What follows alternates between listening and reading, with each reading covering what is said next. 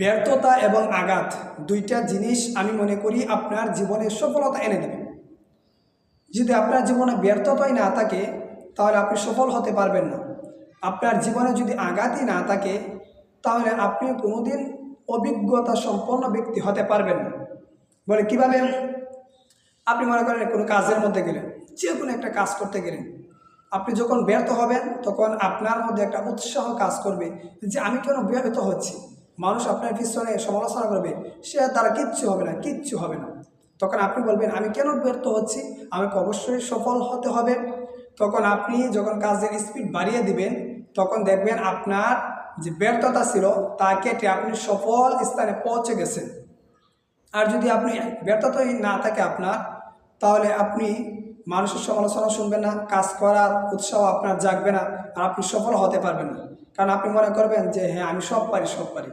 তাই আপনি যখন ব্যর্থ হবেন তখন আপনার মধ্যে কাজে স্পিড বাড়বে, তখন সফলতা আপনার আসবে। আর আপনি যখন আঘাতপ্রাপ্ত হবেন তখন আপনার মধ্যে অভিজ্ঞতা আসবে। কেন?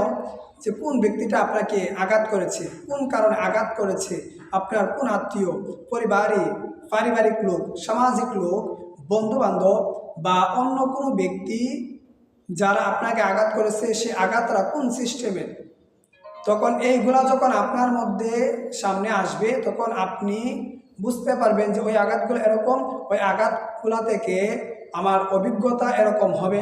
তাই আমি মনে করি প্রতিটা ব্যর্থতা মানুষকে সফলতা স্থানে পৌঁছে দেয়, আর প্রতিটা আঘাত স্থানে পৌঁছে দেয়। তো এই দুইটা জিনিসকে আপনি মনে করবেন আপনার জন্য নেয়ামত, আপনার জন্য নেয়ামত।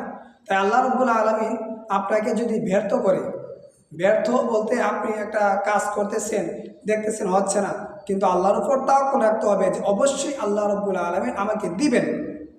আমাকে কি করবেন না, আমাকে আল্লাহ তাআলা বঞ্চিত করবে না, যে আমি অবশ্যই সফল হব, আমি অবশ্যই সফল হব, অবশ্যই আমি জান্নাতি হব, অবশ্যই আমার মধ্যে অভিজ্ঞতা আসবে। যখন মানুষ আঘাত দিবে তখন আপনার যদি আঘাতগুলো সহ্য করে আল্লাহর কাছে চাইতে পারেন, অবশ্যই আল্লাহ রাব্বুল আলামিন আপনাকে এমন দিবেন, এমন দিবেন যা আপনি কল্পনাও করেন না।